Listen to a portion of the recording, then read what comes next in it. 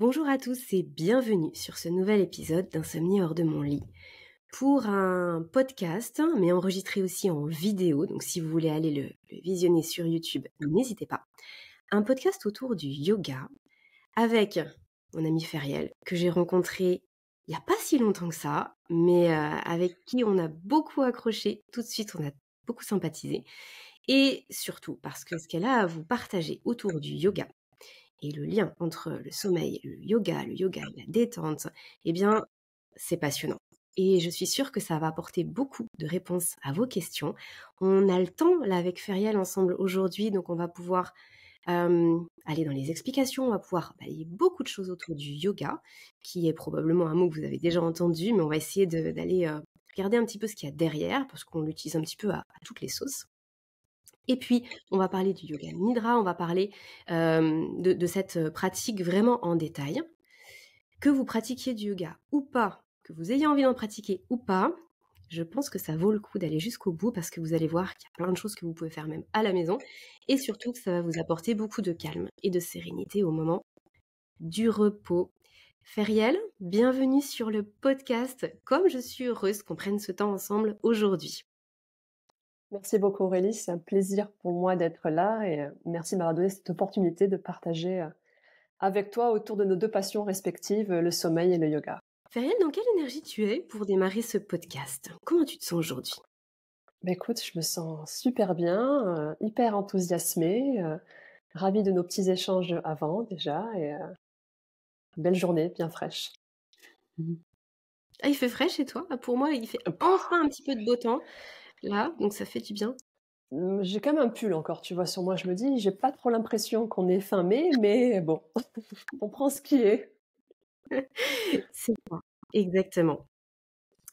Avant de rentrer dans le vif du sujet, Feriel, bien sûr que je vais te proposer de te présenter, de nous dire ce que tu fais, comment tu en es arrivé à être professeur de yoga aujourd'hui. Et puis parce que tu as un parcours relativement atypique dans le sens où tu as beaucoup, beaucoup voyagé. C'est quelque chose qui me fascine. J'adore le voyage. Je voyageais beaucoup avant, bon, pas autant que toi clairement, mais avant j'aimais beaucoup voyager et ça a fait partie de ton quotidien et j'imagine que ça t'a aussi un petit peu forgé philosophiquement et amené peut-être aussi à la pratique que tu as aujourd'hui. Oui. Alors, c'est quand même une fameuse question, se présenter et c'est une question qui est assez difficile et notamment, je trouve, quand on parle de yoga. Parce que le yoga, donc on en parlera plus tard sur ce que c'est réellement, mais le yoga, c'est quand même une quête, c'est un peu une quête de l'exploration du soi et du qui suis-je. Donc, tout dépend de la profondeur que l'on veut donner à cette question, mais après, je comprends tout à fait que dans le monde occidental dans lequel on vit, on a besoin de poser un petit peu un cadre, on va dire, de poser des référents et notamment de se donner des étiquettes d'appartenance. Donc, dans les étiquettes que j'ai, que tu as données, d'ailleurs, je suis donc professeur de yoga. Avant d'être professeur de yoga, je dirais plutôt que je suis quand même élève du yoga. Euh, J'en ai fait une profession et du coup, je partage autour du yoga avec d'autres personnes, d'autres êtres, autant sous des cours de yoga que des ateliers de yoga, que des stages, que des retraites de yoga.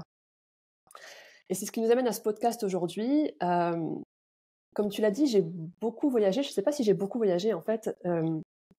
J'ai pas tant que ça voyagé, mais j'ai jamais vraiment voyagé pour du loisir, des vacances. J'ai plutôt voyagé pour habiter dans différents pays. Donc j'ai pas tant que ça voyagé, mais mes voyages étaient que j'ai habité dans différents endroits du monde. Et d'ailleurs, c'est quand j'habitais aux États-Unis, quand j'étais étudiante aux États-Unis, que j'ai découvert le yoga dans l'université dans laquelle j'étais. Euh, L'Amérique, les États-Unis et les universités américaines ont des gros pôles ou centres sportifs au sein de leur campus. Et je me rappelle qu'on était devant le planning des cours proposés ce jour-là avec des amis à moi. Et on voit le mot yoga et le cours du yoga. Et une d'entre elles dit « Ah, ça vous dit pas qu'on aille essayer ça ?» On n'avait jamais fait. On a essayé. Je peux pas dire que ça a été pour moi révélateur. C'était un cours de yoga très orienté, on va dire, ce que l'on voit beaucoup en Occident, on en parlera plus en détail après, fitness, partie posturale, asana du yoga. Euh, mais ça m'a bien plu et c'est comme ça que j'ai débuté, on va dire, ma voie dans le yoga. Et puis de fil en aiguille, donc j'ai habité dans d'autres parties du monde. Je suis habitée au Canada, j'ai habité en Allemagne, j'ai habité au Maroc, j'ai habité en Suisse allemande, en Suisse romande et le yoga m'a toujours suivie. Donc j'ai, en plus pu, découvrir le yoga dans différents endroits du monde. Je suis aussi allée me faire former donc du coup par des Indiens, au tout début parce que je voulais revenir à une connaissance, on va dire, plus traditionnelle, plus ancestrale. Heu Et ensuite, c'était pas assez complet pour moi comme formation. Bon après, on sait jamais tout ne sera jamais, enfin rien ne sera jamais complet. Plutôt, on peut toujours continuer de se faire former. C'est ce que je fais d'ailleurs. Je continue continuellement d'apprendre. Mais j'ai aussi voulu me faire former par les Américains, qui avaient une approche beaucoup plus du coup occidentale du corps humain, notamment. Euh, L'enseignement indien peut des fois être très rigide. Euh, et l'unicité de chacun était un peu moins prise en compte, on va dire. Donc voilà, je me suis faite former, on va dire, aussi également un peu partout dans le monde avec les Américains, les Canadiens et les Indiens. Voilà. Donc oui, effectivement, tu as parcouru le monde pour diverses raisons et le yoga t'a suivi. J'aime bien les nuances que tu dis par rapport à ce que tu as pu apprendre et comment tu as pu expérimenter le yoga, comme quoi il n'y a pas finalement une sorte de yoga, il n'y a pas une façon d'apprendre, ça dépend de la culture, ça va dépendre aussi du Mmh. contexte dans lequel on pratique, ce que tu parlais du yoga fitness entre guillemets. Est-ce que tu peux venir poser quelques mots, venir nous expliquer pourquoi derrière yoga il y a tant de choses et comment nous, on l'appréhende souvent, là, par exemple, en France, il y a une certaine vision du yoga, mais j'ai l'impression que c'est quand même assez restrictif. Mmh. Et là, l'idée, c'est que tu puisses peut-être ouvrir d'autres portes. Mais j'ai beaucoup aimé déjà quand tu as dit que le yoga, c'était déjà une façon de vivre et d'être. Donc ça donne déjà pas mal d'indications sur ce que tu vas nous préciser. Oui, exactement. Cette question du «qui suis-je?», c'est comme ça que nous était défini le yoga justement par, les Indiens. Donc, le yoga, plutôt que de définir ce qu'est le yoga, il faudrait plutôt définir ce qui n'est pas le yoga. Parce que dans ma compréhension, dans ce que je me suis fait de la compréhension du yoga, le yoga, c'est vraiment une philosophie de vie, c'est une science. C'est un ensemble d'outils d'enseignement qui nous aident à cheminer vers, alors là, il peut y avoir différents mots. Il y en a qui vont appeler ça le chemin de l'éveil, d'autres le chemin de la réalisation du soi, de l'ascension spirituelle. Ce qu'on appelle, en sanskrit, donc sanskrit, le sanskrit, c'est une langue, hem, c'est la langue dans lequel tous ces textes, ancestraux et qu'on appelle textes védiques étaient écrits. Donc tous les enseignements du yoga découlent des textes védiques, des Védas, et la langue utilisée c'était le sanskrit. Donc je vais souvent faire des références au sanskrit. Le sanskrit, juste pour un petit peu d'histoire, c'est une langue qui était du coup utilisée par un peuple indo-européen qu'on appelle les Aryens. Donc j'aime bien parler de ça parce que quand on entend parler de la race aryenne, on pense plutôt à Hitler et aux nazis, alors qu'en soi, la race aryenne est beaucoup plus ancienne que ça. Et la race aryenne, c'était ce peuple indo-européen qui, euh, qui parlait une langue védique et d'où sont issus aussi tous ces enseignements. Mais tout ça, ça reste assez flou pour les historiens parce qu'on a vraiment du mal à dater exactement ces textes-là et même les origines du yoga. Petite parenthèse faite. La conception du yoga dans le conscient collectif occidental, donc France, mais je vais élargir à l'Europe et même l'Amérique du Nord, est très limitée. Et quand on demande à quelqu'un un peu lambda dans la rue qu'est-ce que c'est que le yoga, on va soit avoir une réponse assez physique, ah ben le yoga c'est un sport. D'ailleurs, quand on est chez notre médecin et que le médecin nous demande est-ce que vous faites du sport, les gens répondent souvent je fais du yoga. Pour moi, le yoga, c'est pas un sport, mais je comprends que dans le yoga, il y a une pratique physique, et c'est vrai que bon, le médecin, ce qui l'intéresse, c'est savoir si on bouge notre corps, donc bon, ça peut répondre à la question, mais le yoga, c'est pas un sport. Ou sinon, il y a la vision complètement opposée, et j'ai souvent ça aussi, quand je dis aux gens, il faudrait que tu fasses du yoga, par exemple, ça pourrait t'aider ou t'apporter des choses. Ah non, non, mais moi, rester assis et méditer pendant des heures, c'est pas pour moi. Donc tu vois, il y a ces deux clichés entre le truc super actif, super fitness et l'opposé, la méditation. Alors, le yoga postural, tout comme la méditation, font bel et bien partie du yoga.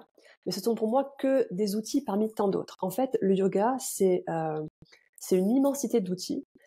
Et je reviendrai plutôt à son but. Le but, c'est d'atteindre samadhi. Donc samadhi, c'est cet éveil, ou ce qu'on peut appeler l'union de la conscience individuelle avec la conscience collective, l'union avec le soi et l'univers.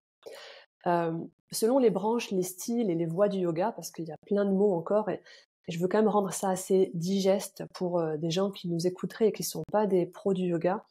Il existe 1001 façons de pratiquer le yoga. Je vais vous en lister juste quelques-unes, enfin je vais t'en lister à toi quelques-unes, histoire que vous puissiez voir à quel point c'est vaste, mais cette liste, elle est nullement exhaustive et elle ne le sera jamais parce que déjà, moi, je pense pas pouvoir connaître en une vie toutes les branches du yoga tellement c'est grand, tellement c'est vaste. Donc, il y a la partie asana. Donc, asana, c'est ce que je viens de décrire avec la partie posturale. Asana, c'est un mot sanskrit encore. Sachant qu'à la base, la partie posturale, elle était là pour amener le corps. Asana, ça veut dire assise confortable. C'était pour pouvoir amener le corps à une assise au sol, en tailleur, en lotus, qui soit confortable pour méditer. Ensuite, il y a la méditation. Il y a ce qu'on appelle les pranayamas. Les pranayamas, c'est toutes les fameuses techniques de respiration. On y reviendra, je pense, plus tard parce que ça pourrait être vraiment intéressant par rapport au sommeil. Il y a toute une série de codes de conduite, on pourrait appeler ça, envers soi et envers l'autre. Comment respecter l'autre, la non-violence, être dans la vérité, ne pas voler. Tout ça font partie, mais vraiment, des enseignements du yoga. Il y a des codes donc envers soi-même aussi. L'entretien de son véhicule de vie, donc de son corps, la pureté de son corps, autant physique qu'au niveau de ses pensées, qu'au niveau de son environnement, font partie intégrante des enseignements du yoga. Donc là, on peut se rapprocher, par exemple, de ce qu'on appellerait aujourd'hui la naturopathie, par exemple. Travailler son contentement, son non-attachement, ce sont aussi des enseignements du yoga. D'autres voies ou d'autres branches du yoga amènent vers ce que l'on appellerait le renoncement ou l'austérité. Par exemple, donc certains yogis font des jeûnes plus ou moins longs. Il y a aussi des jeûnes de silence plutôt, donc de ne pas utiliser la parole, de ne pas gaspiller son énergie. Il y a des gens qui se mettent en silence. Il y a d'ailleurs des méditations chez les bouddhistes, Vipassana par exemple, où on ne parle pas pendant des jours, des semaines voire. L'abstinence aussi. Il y a des choses aussi beaucoup plus extrêmes au niveau des privations. On peut mentionner les sadhus, les sadhus qui étaient des yogis qui allaient dans des pratiques assez extrêmes dans leur façon de renoncer, une pratique ascétique. Une autre branche du yoga que j'aime beaucoup qui s'appelle le karma yoga. Le karma yoga, donc il n'y a aucune méditation particulière ou posture du yoga, c'est vraiment le service à autrui. C'est utiliser sa vie au service de l'autre. Donc déjà, on voit que là, on peut être très très loin de l'aspect très occidental qu'on peut connaître du yoga. Et je voudrais juste mentionner 2 choses de plus dans ces différents outils, on va dire, du yoga. Il y a qui sont parmi les plus, on va dire, courants. Il y a le chant et le mantra. Il y a des gens qui dédient leur vie au chant de mantra, par exemple. C'est assez festif. On retrouve ça dans beaucoup de traditions. C'est ce qu'on appelle le bhakti yoga. Donc c'est une voie, comme le karma yoga avec le service à autrui. Il peut y avoir le bhakti yoga, qui va être d'utiliser le yoga dans ses chants et dans ses mantras. Et il y a une autre approche qui est une approche intellectuelle. L'approche intellectuelle, elle se décrirait par l'étude des textes sacrés et l'étude de soi. Donc encore une fois, sans posture du yoga. Donc on voit qu'on peut être dans du yoga sans pratiquer ce que l'on voit aujourd'hui communément dans des studios de yoga. Et moi, j'aimerais pouvoir même élargir ça plus loin, parce que bien souvent ici en Occident, quand j'entends parler de yoga, souvent les gens me disent ah mais eux, ce qu'ils font, c'est pas vraiment du yoga. Et j'ai envie de dire, il faudrait sortir de cette division, une division qui est très présente dans le monde occidental. Pourquoi ça ne serait pas du yoga ? Si d'aller courir tous les soirs 5 km te permet de te découvrir et d'avancer sur ton chemin, et ce qui te rapprocherait de ton essence et de venir découvrir vraiment qui tu es, alors pourquoi on ne pourrait pas appeler ça du yoga ? Je ne sais pas si tu vois ce que je veux dire. Mais si on prend le mot yoga dans son sens le plus large d'une quête du soi, de ce qui suis-je, de la réalisation du soi, alors je reviens à ma question de départ, qu'est-ce qui n'est pas yoga ? Tu vois ce que je veux dire ? Oui, c'est ce que j'allais te poser comme question. Finalement, ça nous emmène à reconsidérer ce qui n'est pas, et tu avais commencé par ça. Et là, j'étais en train de réfléchir, je me disais, mais du coup, qu'est-ce qu'on va ne pas mettre dedans ?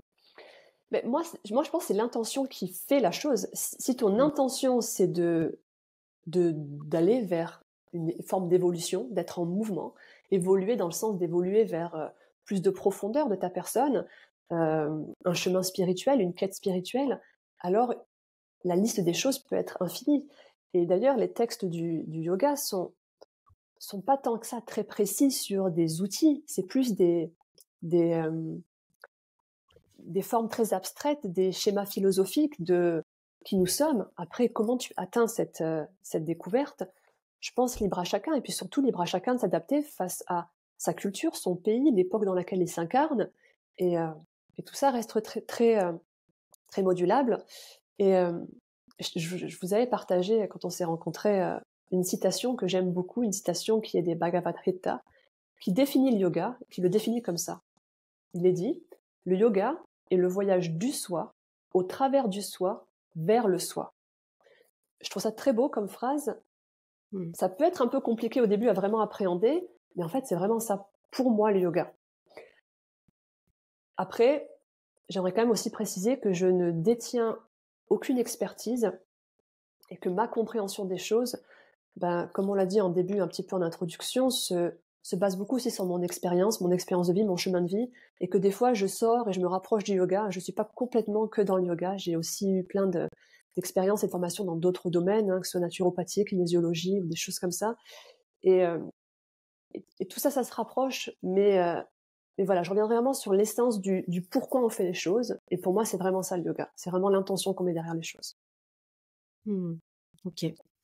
J'aime beaucoup ce que tu nous partages parce que du coup, il y a plusieurs degrés de lecture, plusieurs niveaux de lecture, là, comme la phrase que tu as citée. Tu dis c'est pas forcément évident de bien appréhender. On peut avoir l'impression de la comprendre comme ça à première écoute, mais après, quand on y réfléchit, il y a des choses qui peuvent aussi émerger. Ce sont ce type de phrases qui infusent et qui font apparaître d'autres niveaux de lecture par la suite. Donc j'aime beaucoup. Qui grandissent en nous lorsqu'on grandit nous-mêmes. Tu sais, c'est juste si je peux rajouter par rapport à ce que tu disais, un de mes professeurs indiens nous disait: le yoga ne vous apportera jamais aucune réponse, il ne vous apportera que des questions. Et en fait, c'est exactement ça. Mais oui, bien sûr. Et c'est ce que j'apprécie aussi beaucoup chez toi et dans ton approche, c'est toujours ces nuances, ce sont les questionnements. Et c'est vrai qu'on s'est rencontrés toutes les deux au sein de l'Académie Homéorésie et Principes du Vivant, où on retrouve Pierre Etchard en tant que formateur, pardon. Et c'est pas pour rien, c'est parce que vraiment il y a cette notion d'humilité qu'on retrouve là dans tout ce que tu viens de nous partager juste avant, en disant en fait c'est mon expérience et ça c'est super important. Il y a aussi cette notion de ne pas se fier non plus directement à la première écoute, mais de laisser les choses infuser comme on vient de le dire, de comprendre qu'il y a plusieurs niveaux de lecture dans à peu près tout. Et puis le côté bien sûr de redéfinir les choses et de savoir de quoi on parle. Et c'est pour ça aussi qu'on a pris un vrai temps là ensemble toutes les deux pour vraiment poser les mots du yoga avant de rentrer dans les outils, comme tu le dis très bien, il y a plein d'outils, on va en parler bien sûr parce que l'idée c'est qu'après chacun puisse s'approprier ça et puis expérimenter dans son quotidien.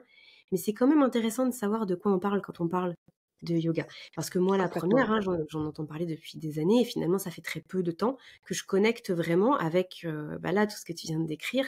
Et puis, ça restait encore assez superficiel. Donc, c'est vraiment intéressant d'aller un petit peu en profondeur.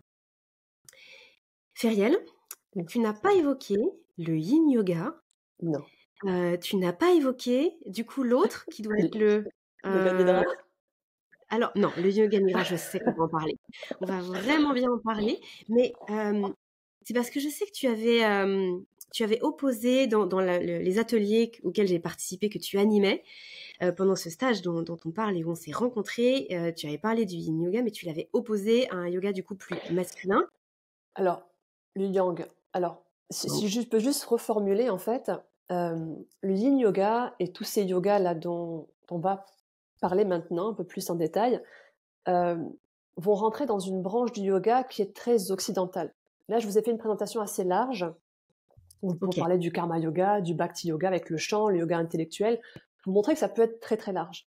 Mais ensuite, en Occident, on parle de style de yoga.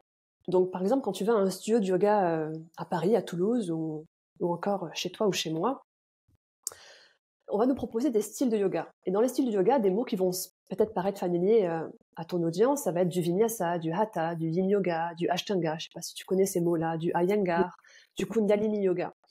Tous ces yogas sont rattachés, pour moi, à une même branche qui est quand même la branche, toujours pareil, asana, la branche posturale. Alors même si, avec cette branche posturale, on rajoute des exercices de méditation et de respiration, ça reste pour moi la même branche. On va quand même bouger le corps, on va stimuler le corps, physique, énergétique, pour en tirer des bienfaits. Et du coup, moi, j'aime bien faire une analogie entre le yoga et le monde polarisé du taoïsme, avec le yin et le yang, qui définit le yin par les énergies plutôt féminines et le yang par des énergies plutôt masculines, sachant qu'on a tous du yin et du yang en nous, et sachant que rien n'est intrinsèquement yin ou yang, tout dépend du référent. Donc si par exemple, je compare mon pull qui est bleu marine à quelque chose de noir, il va paraître plus clair. Par contre, si je le compare à quelque chose de blanc, il va paraître plus foncé. Donc je peux pas dire mon pull il est yin ou il est yang, je sais pas si tu vois ce que je veux dire. Mon pull il est yin ou yang par rapport à quelque chose. Et c'est pareil pour le yoga. Un yin yoga va être yin par rapport à, je sais pas, une séance de boxe qu'on pourrait faire, mais il peut être yang par rapport à un yoga nidra. Donc tu vois ce que je veux dire ? Mais c'est très intéressant de parler du yin et du yang, notamment quand il s'agit de sommeil, parce que, on en parlera plus en détail après, mais selon ce que l'on cherche, est-ce que l'on va chercher, pour favoriser une meilleure qualité de sommeil, à faire quelque chose de plutôt yin avant l'endormissement, ou alors on peut aussi chercher à faire quelque chose de yang pendant la journée, pour justement se dépenser et pas arriver dans son lit avec une énergie à en revendre. Et donc du coup, si tu veux bien, je peux te proposer de plutôt que de décrire du yin ou du yang, de passer à des outils du yoga qui peuvent connecter avec le sommeil. Et dans ces outils, on parlera de la relaxation, et du coup, on parlera du yoga nidra, on parlera du mouvement, et donc on parlera des yin yoga, des autres styles. Je pense que ce sera plus adéquat que de simplement décrire des styles qui en soi restent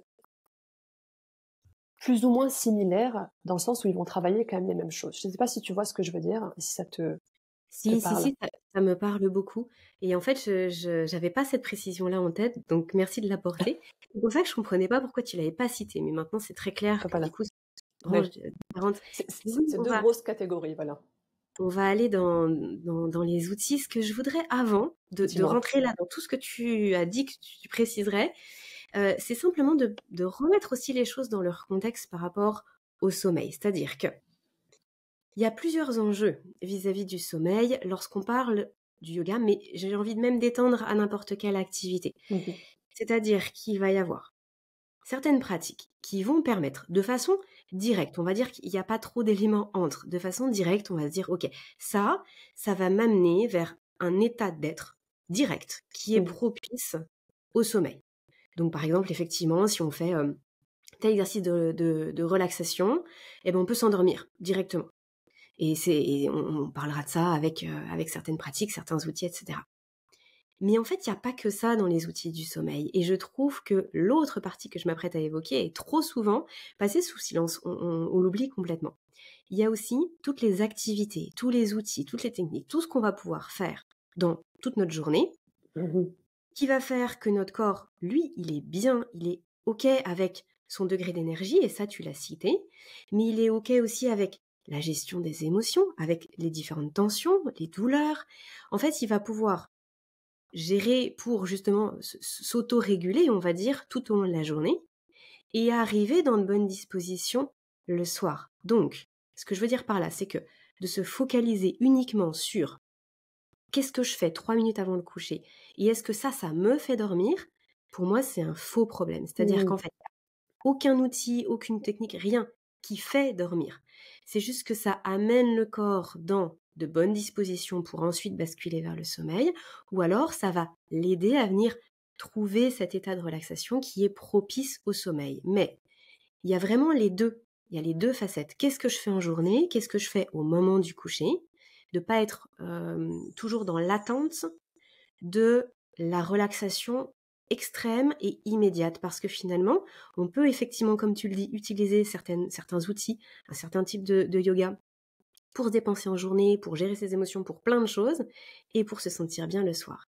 Et encore une fois, j'insiste, mais il n'y a rien qui fait dormir. C'est le corps qui dort à partir du moment où il est mis dans des conditions propices au sommeil. Et cette nuance-là, qui peut-être paraît rien, elle est essentielle parce que ça veut dire que notre intention, elle va pas du tout être la même. Et si l'intention, elle est pour se sentir bien, accompagner son corps dans ce que lui, il a à vivre, ou alors je veux dormir, on n'est pas dans les mêmes injonctions et du coup, on n'a pas les mêmes résultats. Voilà, maintenant que le cadre Je suis qui à me paraît tellement 100%, ouais. essentiel est posé, je ferme cette grande parenthèse, mais j'imagine que ce que tu vas dire, ça va vraiment s'inscrire là-dedans et c'est pas si évident. En tout cas, je sais que les personnes qui nous écoutent autour du sommeil, on n'a pas forcément cette philosophie-là et moi-même, pour l'avoir vécu, je sais que j'étais très loin de tout ça et c'est pour ça aussi que j'ai fait des choix qui m'aidaient pas et c'est pour ça aussi que certaines choses m'ont pris du temps. Donc là, je profite, Feriel, de tout ce que tu vas nous partager pour remettre ce cadre-là en avant et pas se tromper en fait dans ce qu'on cherche et dans ce qu'on s'inflige à nous-mêmes finalement. Merci Aurélie. Merci pour cette précision qui, tu as tout à fait raison, est très importante. Et tu l'as très bien formulée justement pour mettre en valeur cette importance. Et moi, j'irais même un cran plus loin et que je dirais que parmi les outils, quelques outils du yoga qu'on va présenter ici, il n'y a aucune vérité. La seule vérité qui fonctionne, c'est sa propre vérité à soi. Et l'expérimentation est le meilleur chemin par rapport à la théorie. On présente des choses, expérimentez-les à différents moments de la journée et voyez comment ça s'opère chez vous, voyez comment ça fonctionne. Et comme tu dis, il n'y a pas de recette magique. Tu sais, souvent les gens viennent me voir, ils viennent pas me voir, ils m'envoient un message, un email, ils me disent mon médecin m'a conseillé le yoga pour, alors je sais pas, je suis en burn-out, je suis en dépression, je suis ci, je suis mi.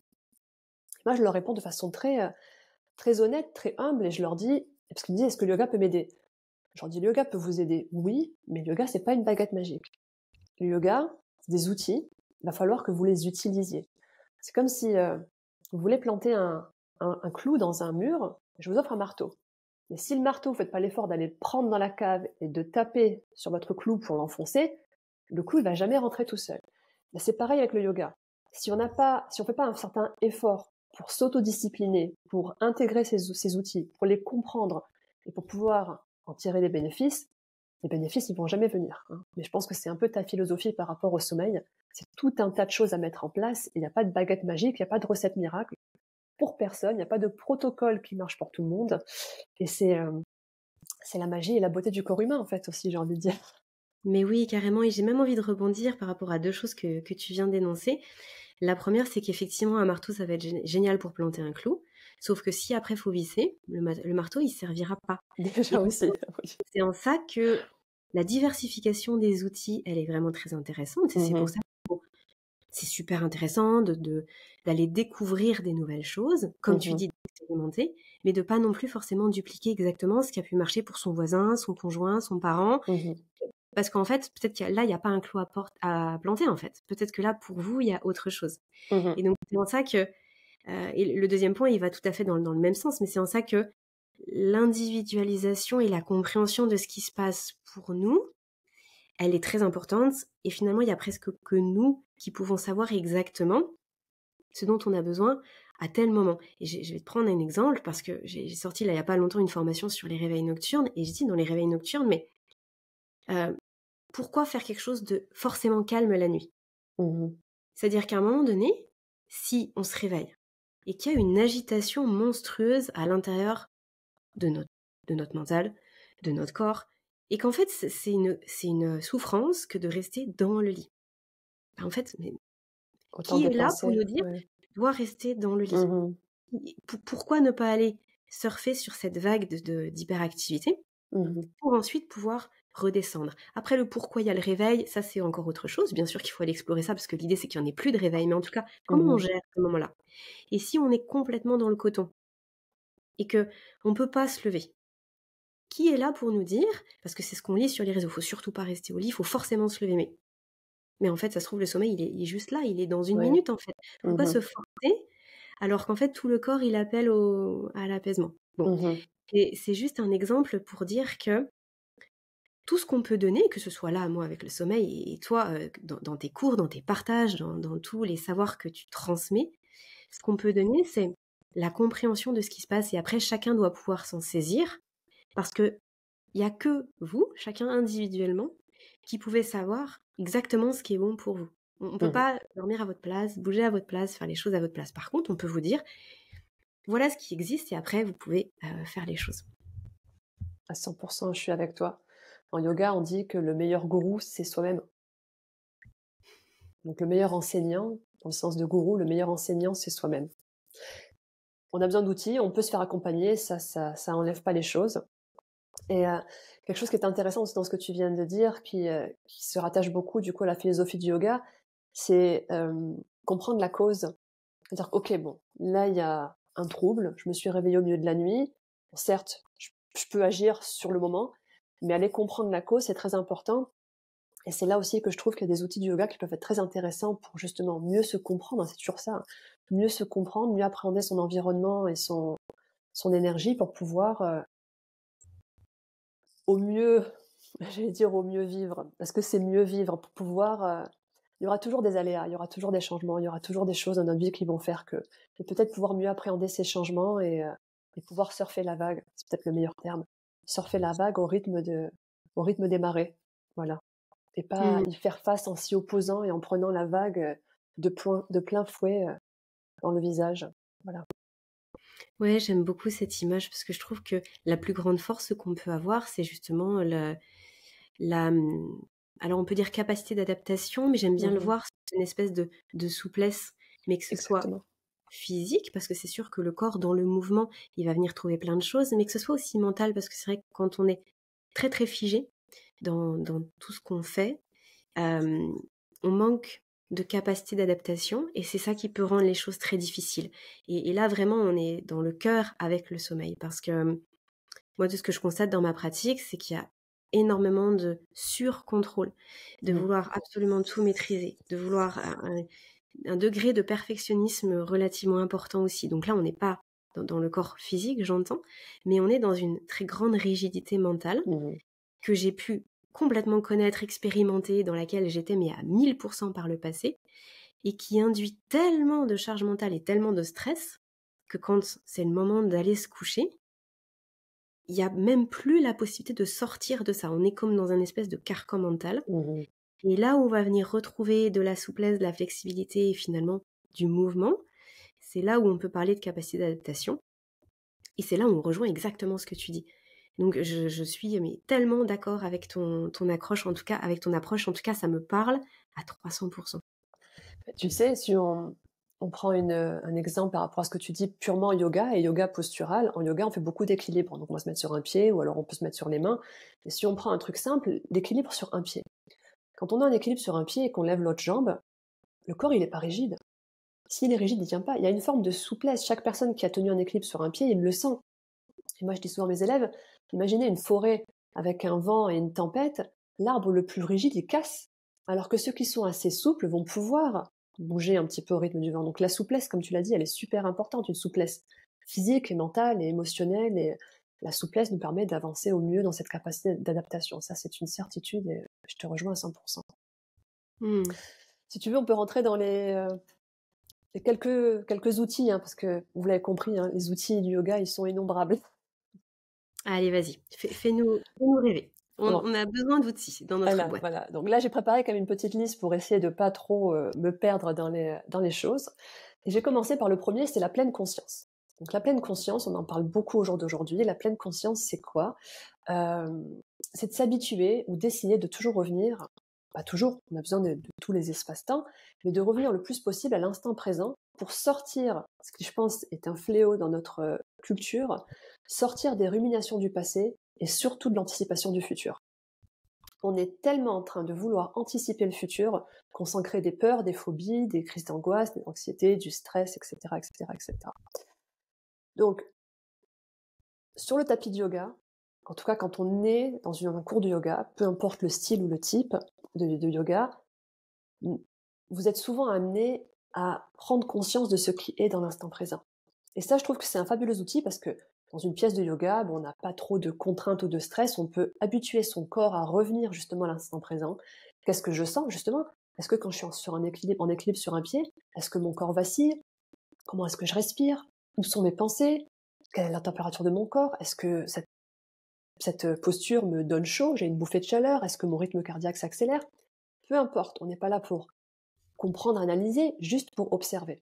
Et observer dans l'instant présent, c'est déjà un super outil qui, pour moi, devrait être la base de tout, hein, pas que le sommeil, mais revenir un petit peu dans l'instant présent. Alors certes, on a une faculté à anticiper le futur, on doit s'en servir, mais au jour d'aujourd'hui, on vit tellement dans le futur ou alors dans le passé. Il y a des gens qui n'arrivent pas à digérer ce qu'ils ont vécu et qui sont toujours dans la rumination du passé et qui s'empêchent de vivre au jour le jour. Et ça peut être une cause de beaucoup de symptômes qu'on pourrait appeler, ou beaucoup de troubles, sommeil j'imagine, et tellement d'autres aspects de nos vies. Ce serait peut-être le premier outil. Je sais pas si tu veux rebondir. Ben, ça me fait penser à quelque chose de très simple, ce que tu dis, et que je trouve assez beau. C'est le fait de retrouver de la curiosité un petit peu comme quand on est enfant. C'est vrai que les enfants, ils sont à 3000% dans le moment présent. Il n'y a rien qui existe à part le tout de suite et le maintenant. Et on le perd en grandissant. Alors, bien sûr que ça fait partie des facultés voilà, qu'on a, qui font partie de nous en tant qu'êtres humains et qu'on a acquis avec l'évolution, c'est ainsi. Mais par contre, le fait de pouvoir revenir à s'émerveiller des choses et surtout pas de nous-mêmes, c'est quelque chose qui fait sourire. Rien que d'y penser, moi, ça m'amène un sourire parce que je me dis, mais en fait, et là, on est là tout de suite, maintenant. Et quand on sera demain, on pensera à ce qu'on était là. Et si on y pensait tout de suite, avant d'attendre demain pour y penser maintenant. Exactement. Et donc, en fait, moi, ça m'attire je sais pas, ça me met du baume au cœur, en fait, de repenser à cette notion d'émerveillement et de curiosité. Mais tu sais, merci de parler des enfants, parce que pour moi, les enfants, ils sont d'une immense sagesse. Moi, j'apprends énormément en regardant les enfants. Et tu as tout à fait raison, ils sont vraiment dans l'instant présent, mais au-delà d'être juste émerveillés par ce qui est dans l'instant présent, les enfants aussi, on le voit très bien, ils vivent leurs émotions dans l'instant présent. Un gamin, il pique une colère, il fait ce qu'on appelle un caprice, mais c'est pas un caprice, au moins il évacue tout ce qui a à être évacué dans l'instant présent. Et donc du coup, il ne le prend pas avec lui en bagage, nous en tant qu'adultes, on le met en sac à dos, et on se trimballe avec des sacs à dos de tant d'émotions qui n'ont pas été vécues dans l'instant présent, qui font que un jour on arrive et en fait, on s'écroule sous ce sac à dos qui a été pendant des années alourdi. Donc c'est vrai que la pleine conscience peut même s'étendre à vivre l'instant présent, mais l'instant présent, c'est pas que des moments de joie, mais si j'ai envie de pleurer, je m'autorise à pleurer. Le plus tôt par rapport à l'envie, alors je peux comprendre que des fois, peut-être, il y a des circonstances qui font qu'on n'a pas envie de se mettre à pleurer devant des gens qui ne sont pas des gens proches ou autres, mais le plus tôt on peut vivre son émotion proche de l'instant où on a vécu l'émotion, le mieux c'est. Comme les enfants le font. Très bien. Ouais. Est-ce que tu es en train de reformuler tout ce qui ne s'exprime pas s'imprime? Alors, j'en suis, alors j'irais pas dire convaincue, mais oui, j'ai une intime conviction que au niveau, là on peut parler un peu plus énergie dans le yoga, bon, même si je sais pas si on peut utiliser ce mot énergie aussi, Pierre nous taperait sur le bout des doigts. Moi, je peux comprendre autour de ça. Qu'est-ce que l'énergie? Alors l'information peut-être, je vais essayer d'utiliser le mot information. Pour imager, de façon très simple, pour que le plus grand nombre de personnes comprennent ce que je vais essayer de dire, c'est que on a des chakras. Les chakras, c'est des roues énergétiques. On circule l'énergie. On a aussi ce qu'on peut appeler des canaux d'énergie, un peu comme, alors, ça s'appelle les méridiens dans la médecine chinoise, ou alors les nadis dans la philosophie du yoga et dans l'ayurveda. Donc les nadis, N-A-D-I ou N-A-D-I-S au pluriel, c'est des canaux d'énergie. Et ma compréhension des choses, c'est que chaque fois qu'on ne vit pas pleinement les choses, en fait, c'est comme si on venait encrasser autant nos chakras que nos canaux d'énergie. C'est comme si vous avez dans une tuyauterie un peu de calcaire qui se met. Un peu de calcaire, un peu de calcaire, un peu de calcaire, un peu de calcaire. Ben, vous vous doutez bien qu'au bout d'un moment, il y a tellement de calcaire que l'eau circule plus. Et donc, je pense que tout ce qu'on ne vit pas, dans le sens toute émotion, par exemple, réprimée, plutôt qu'une émotion vécue, va venir un petit peu encrasser nos centres énergétiques ou nos canaux énergétiques. Ce qui peut créer, causer après toute forme encore de ce qu'on pourrait appeler anomalies, symptômes, pathologies, troubles dans nos quotidiens, durant Mmh. l'éveil comme durant le sommeil. Ça me fait penser à quelque chose de ce que tu dis, plutôt à l'expression justement de ces émotions pour ne pas que ça vienne encrasser le quotidien et charger tout ça et empêcher le sommeil. Parce qu'effectivement, les troubles du sommeil, quand on parle d'émotions, de gestion des émotions, on est vraiment dans le sujet, bien sûr.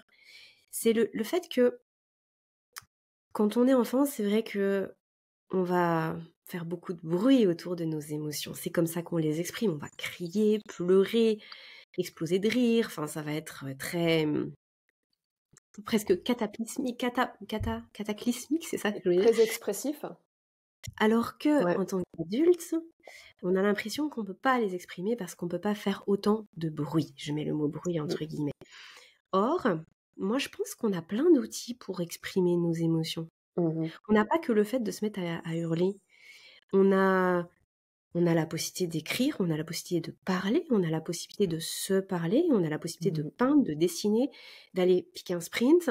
On a la possibilité aussi de faire un câlin.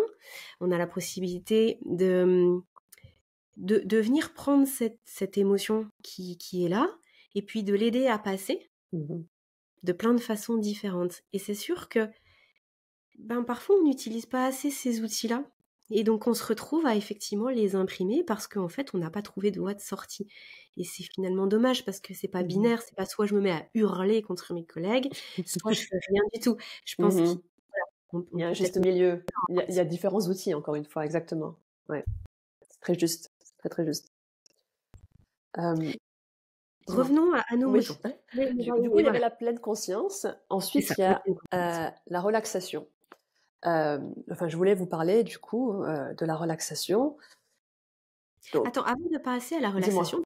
peut-être Oui. par rapport à la pleine conscience, quand tu fais pratiquer la pleine conscience, toi tu fais, chacun s'assoit, chacun, est dans un espèce d'état méditatif? Comment tu Non, non, non, décris pas du tout. Alors moi, en c'est tout méditation de pleine conscience? ouais, tout au long de mon cours, de l'entrée au studio jusqu'à la sortie à la porte, hem, j'encourage toujours mes élèves à s'observer. Comment est-ce que vous vous sentez? Et déjà, je leur demande: «Comment vous allez?» Comment vous allez? Allez chercher plus loin, ne me répondez pas: «Ça va» par automatisme. Comment est-ce que réellement vous vous sentez? Même si vous n'avez pas envie de partager le détail de vos ressentis, prenez-en vous-même simplement conscience. Donc, ça peut commencer comme ça. Après, on va sortir d'une posture ou on va être dans une posture. Comment est-ce que vous vous sentez? Toujours pareil. Allez vous observer. Qu'est-ce que vous percevez? Qu'est-ce que vous ressentez? Des fois, je leur dis dans quel type de pensée est-ce que vous êtes? Parce que des fois, pendant des pensées, on s'en rend même pas compte. Est-ce que ce type de pensée vous convient? Oui, non. Oui, bah, je la regarde. Non. Alors, consciemment, je change pour aller dans un autre type de pensée. Et donc, pendant vraiment tout le cours, j'essaye au mieux de les faire revenir à cette prise de conscience de l'instant présent. Mmh. Et ce qui est intéressant, c'est que ça nécessite, justement, de pas utiliser tout le temps les mots comme «intéressant». Ce qui est pertinent, je vais reformuler. Ce qui est pertinent, c'est que ça nous oblige finalement à intellectuellement à aller chercher aussi des choses plus nuancées. Donc là, c'est un vrai clin d'œil à mon ami, Florian qui me disait, «Ah mais tu sais, c'est comme dans le film, Captain Fantastic», pour ceux qui connaissent, il faut arrêter de dire le mot «intéressant». Mmh. Tout est intéressant et pour les émotions, c'est un peu pareil, c'est-à-dire qu'on va répondre: «Oui, ça va» ou «Non, ça va pas» ou Mmh. «Ça m'énerve». Mais en fait, qu'est-ce qui va? Comment exactement ce que tu posais comme question, je trouve ça magnifique. C'est-à-dire qu'en fait, ça oblige à venir poser vraiment le mot précis qui va Mmh. sur l'état d'être. Alors, Je trouve que ouais. le fait de pouvoir Oui. excuse-moi, oui, de Non, pouvoir dis-moi. Oui, oui, écrire dis-moi. ça, de pouvoir poser des mots qui sont précis, qui sont adaptés, ça permet de mieux se comprendre et ça permet aussi de connecter beaucoup plus avec ce qu'on est en train de vivre. Parce que quand on dit: «Ça va», en fait, on connecte avec rien du tout finalement. Mmh. Juste une nuance, par contre, moi souvent je leur dis, ne vous focalisez pas sur les mots.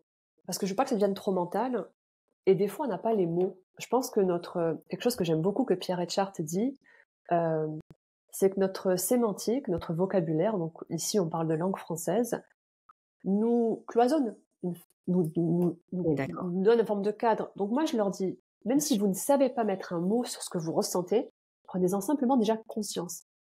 Je m'en fous de la nuance précise du lexique ou du jargon français, mais c'est vrai que ça demande une forme de revenir en eux-mêmes. Et des fois, même un exercice que je leur fais faire, et ce qui est vachement intéressant quand on est en groupe, et vraiment la richesse du groupe, les richesses qu'on peut trouver à un cours en groupe, elles sont innombrables, c'est que j'aime bien les faire parler un à un. Par exemple, je leur dis dans cette posture, qu'est-ce que vous sentez? Qu'est-ce que vous ressentez? Et le fait que chacun, les uns après les autres, ils vont parler, fait que ça va éveiller chez une personne un ressenti dont il n'avait pas pris conscience.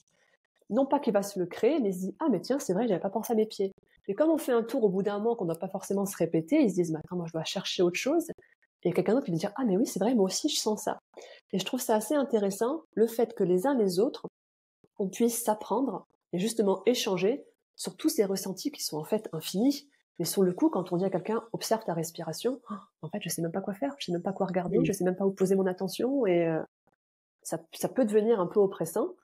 Donc selon les groupes, je l'amène différemment, mais voilà, je trouve ça intéressant comme exercice. Sans trop être cloisonné sur des mots, parce que déjà moi la première, je pense pas avoir un vocabulaire super... Alors, je vais compléter ce que je disais parce qu'en fait, je pense que c'est pas du tout opposé à là ce que tu viens d'évoquer, bien Oui. au contraire, je te rejoins complètement. Mais c'est simplement que souvent par facilité, on utilise des mots bagages. Oui, c'est Tout complètement. va dedans, tu vois? Là, le mot intéressant pour revenir là-dessus, mais le «oui, ça va» et en fait, comme on va pas chercher un mot qui pourrait définir un petit peu mieux, et ben, en fait, on va pas plus loin. Que ce soit mentalement, émotionnellement, on va pas plus loin. On a l'impression, tu vois, c'est un genre de mot fourre-tout. C'est Mais tout. quand on vient essayer de décrire avec un petit peu plus de précision, qu'on essaye de mettre de côté les mots fourre-tout, eh bien, en fait, il y a des choses qui émergent. Exactement comme ce que tu dis là par rapport aux sensations. C'est-à-dire que quand on essaye d'être juste un petit peu plus précis et puis de pas se répéter 1000 fois, il y a des choses qui émergent. Ah ouais, mais en fait, c'était peut-être pas de la colère. C'était peut-être de la frustration, de la jalousie, c'était peut-être de l'inquiétude. Et tu vois, quand on fait ce travail-là, bah, ce qui en ressort, ce sont pas les mêmes actions. Oui. Et on va peut-être pas s'adresser à la personne de la même façon aussi. On va peut-être pas remettre en question son schéma de pensée de la même façon parce qu'on a été juste creuser un petit peu plus loin. C'était dans ce sens-là que je le disais. Mais franchement, c'est en complète Ouais, adéquation ouais, avec le ouais, fait bon. de ne plus trop s'enfermer dans des choses. On est bien d'accord. Super. Bon, dis-moi, relaxation. La relaxation. Alors, bon, la relaxation, c'est un grand mot, hein. Déjà, je pense que le yoga et tout type de yoga confondu amène à une forme de relaxation. Ce qui est intéressant, c'est que en yoga, on va parler aussi d'apprendre à réguler les fluctuations du mental. Par la respiration, par d'autres outils, on y reviendra à la respiration. Et parfois, la seule chose dont on a besoin pour pouvoir se détendre, c'est de lâcher les tensions, donc de lâcher prise, euh, et de moins être dans le faire, plus être dans le être. Hein, j'oppose le mot faire et le mot être, enfin non pas en opposition, c'est un peu le yin et le yang. Le yang c'est faire et le yin c'est être. On a besoin des deux et on ne sait plus trop être dans le être en fait. On sait faire dans ces sociétés, on fait.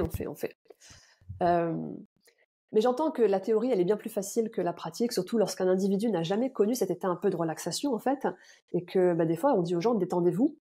Je suis détendue. Et en fait, on voit que leurs pieds, leurs jambes, leurs muscles sont complètement crispés. On en a perdu cette conscience, cette connaissance, parce qu'on l'a tellement peu vécu et qu'on est toujours tellement dans le faire et dans la tension qu'on ne sait même plus se relâcher ou se détendre, en fait.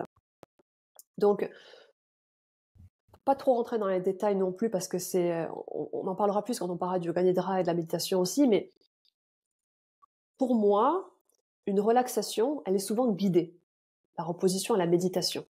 Une relaxation, elle est guidée. On va guider la relaxation par des exercices de respiration, de visualisation, de contraction et de relâchement du corps, par exemple, afin d'entrer progressivement dans un état de calme. Et donc, le yoga nidra, c'est une technique qui s'en rapproche. Je ne sais pas si tu veux qu'on rentre dans le yoga nidra directement ou si tu veux faire déjà... Allez, Allez, on y va. on y va. On se lance dans le yoga nidra. J'attendais ça avec grande impatience. Du coup, le yoga nidra. Alors, le yoga nidra, dans la pratique, donc c'est un yoga qui se traduit par le yoga du sommeil. Dans la pratique, c'est un yoga où on va passer entre, on va dire, 25 à 45 minutes allongé au sol. Donc la pratique se passe allongée sur un tapis de yoga, par exemple, au sol, et on ne bouge pas. Et pendant ces 45 minutes à peu près, l'enseignant guide les élèves vers cet état qu'on appelle l'état de Yoga Nidra, que certains vont appeler un état de sommeil, d'autres vont appeler un état de relaxation profonde. C'est assez compliqué parce que le but du Yoga Nidra n'est pas de s'endormir.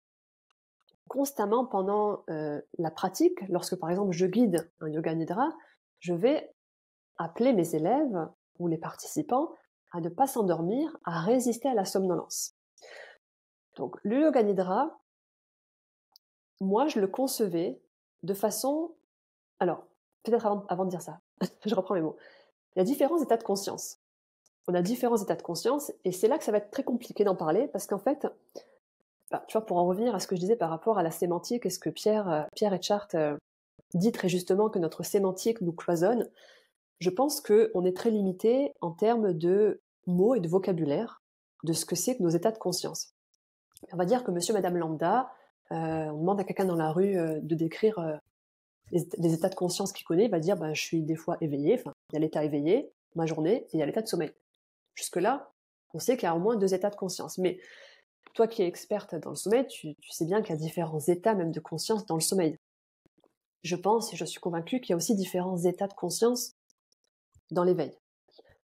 Et le Yoga Nidra, moi je le concevais comme un état de conscience éveillé, parce qu'on reste éveillé, mais avec un corps qui dort.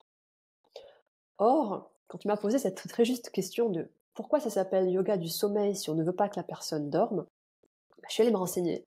Alors, j'ai eu du mal à trouver la réponse et je suis allée frapper à la porte d'une de mes très chères amies qui s'est un peu spécialisée dans ce domaine du yoga nidra et qui me disait que elle, sa vision des choses, elle est opposée par rapport à la mienne, enfin sa compréhension des choses. Elle me dit, pour moi, le yoga nidra, c'est plus un état de sommeil avec une conscience éveillée.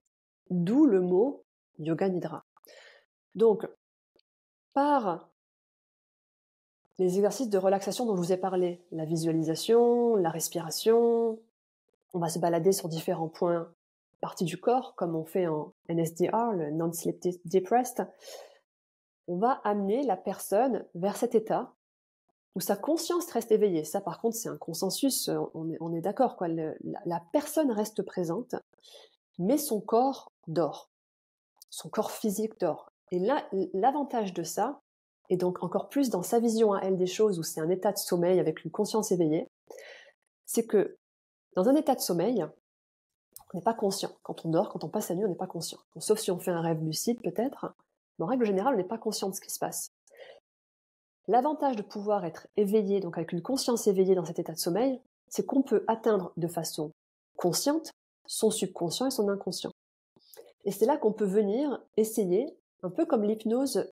C'est ce que mes élèves me rapportent souvent. J'ai jamais fait moi d'hypnose et je suis pas une experte en hypnose, mais en yoga nidra, je sais pas si tu te rappelles quand on en a fait un, je vous demande en début et en fin de séance de prendre ce qu'on appelle un sankalpa par exemple, une intention. Cette intention, le fait d'être dans ce sommeil éveillé fait qu'on peut venir planter une graine vraiment dans notre subconscient. Et quand on sait que notre subconscient, c'est lui qui guide nos actes bien plus que le conscient, on se dit du coup c'est super intéressant pour venir déprogrammer ou programmer certaines choses en nous. Je pense que c'est là que ça se rapproche de l'hypnose, où dans un état d'hypnose, on vient aider la personne, le patient ou autre, à se défaire par exemple, je sais pas, d'une addiction ou autre. Donc c'est un des avantages donc du coup du yoga nidra, de venir atteindre son subconscient, sachant que par contre là, personne ne le fait pour vous. C'est vous qui devez être conscient, éveillé et vous dire pendant votre état de yoga nidra que vous voulez, je sais pas, tel ou tel souhait, telle ou telle intention. Le second avantage à être dans un état de repos, un état de sommeil éveillé, c'est qu'on a les mêmes bienfaits que certaines phases du sommeil. Et notamment, je pense que c'est, mais tu me corrigeras si c'est pas juste, la phase de sommeil sommeil profond, où le corps va venir se régénérer, se reconstruire. On apporte beaucoup de bienfaits aussi du yoga nidra à cette capacité que le corps a de venir se régénérer pendant ce temps de yoga nidra. les études qui ont été faites à ce niveau-là disent qu'une séance de yoga nidra équivaut, en termes de régénération du corps, à plusieurs heures de sommeil. Après, je pense que ça dépend beaucoup de chaque personne et ça dépend surtout, et notamment, de sa réelle capacité à être pendant 45 minutes en état de yoga nidra. Et c'est comme si je vous dis méditer pendant 45 minutes, bah, vous allez faire des fluctuations. La conscience, elle n'est pas forcément linéaire et des fois on est dedans, des fois on sort. Moi, des fois, mes élèves, ils me relatent et moi-même, quand je fais des séances de yoga nidra, je tombe dans un espèce de sommeil. Je sais parce qu'il y a des moments où je suis plus vraiment consciente, je me rappelle plus de ce que la personne a dit, par exemple. Mais si, idéalement, on arrivait à être pendant 45 minutes dans un état de yoga nidra, donc de sommeil éveillé, de sommeil conscient, alors je pense que oui, ça peut équivaloir en termes de régénération à plusieurs heures de sommeil. Ok, Je te laisse un peu la parole. ouais, c'est génial, c'est génial. Et ça me fait penser à plein de choses, mais je vais être brève. Euh, J'arrive pas à savoir, là, de tout ce que tu viens de me partager, je Mhm. n'arrive pas à savoir si effectivement, enfin, comment on peut récupérer du sommeil profond, autant, en si peu de temps, dans un état de conscience qui n'est pas celui du sommeil profond. Ça, Alors, ça je ne sais me... pas si on récupère du sommeil profond, parce que c'est une question que tu m'avais posée aussi. Est-ce que ça ne va pas, tu m'avais demandé, est-ce que ça ne va pas empêcher les gens de dormir? Du fait que, si ça équivaut à plusieurs heures de sommeil, Mmh. Oui, que ça pourquoi puisse les... empiéter, Pourquoi... enfin, Exactement. éponger de la pression de sommeil, et si on le fait trop tard, que ça puisse faire comme une sieste trop tardive, Exactement. et que ça Alors, puisse effectivement freiner l'endormissement ou moi, de mon expérience, j'en ai jamais eu cette expérience-là, parce que je ne pense pas que ça prenne des heures de sommeil, j'ai juste que ça équivaut en termes de régénération pour le corps à la régénération qu'on peut avoir dans le sommeil profond. Mais on n'est pas dans un sommeil. Donc la conscience, elle dort pas, elle est toujours là. Et je pense qu'on a quand même besoin de sommeil, parce que la conscience, elle a besoin aussi à un moment peut-être de se shut down, j'allais dire, de s'arrêter. On n'est peut-être pas conçu, j'en sais rien, ou en tout cas peut-être à l'évolution de l'humain aujourd'hui, pour avoir une conscience éveillée 24 heures sur 24, 7 jours sur 7, toute l'année. Donc même si on faisait des yoga nidra tous les jours, je pense qu'on aurait quand même besoin de cet état de sommeil. Parce que je pense que c'est vraiment un état qui est différent. C'est pas à faire à la place du sommeil. Et d'ailleurs, ça me fait penser à quand pratiquer le yoga nidra. Et j'ai envie de dire encore que là, c'est vraiment l'expérience qui vous guidera. Parce que autant on peut faire des yoga nidra en plein milieu de la journée, on peut se faire, plutôt que de se faire une sieste, on se dit, bah tiens, j'ai besoin d'un coup de boost, là je sens que mon corps en a besoin, j'ai besoin de me régénérer, j'ai besoin d'un temps d'intégration de tout ce que j'ai fait pendant la journée ou pendant les jours qui ont précédé. Donc je vais faire un yoga nidra. Je peux aussi faire la même chose le soir. Mais le problème du soir, c'est que si on a tendance à trop facilement s'endormir, ce qui va plutôt être mon cas, on ne bénéficie pas de son yoga nidra. Si à l'inverse, comme tu me l'avais très justement souligné, quelqu'un a des problèmes de l'endormissement, qui fait un yoga nidra juste avant de s'endormir, et que constamment pendant 45 minutes on lui dit reste éveillé et résiste à la somnolence, reste éveillé et résiste à la somnolence, ça peut le ou la perturber. Donc encore une fois, je pense que c'est à prendre par l'expérience et voir comment ça peut chacune nous aider à telle ou telle heure de la journée. Et alors, quelle distinction tu fais entre le yoga nidra et le NSDR? Alors, je pense que le NSDR n'est qu'une partie du yoga nidra. Dans le yoga nidra,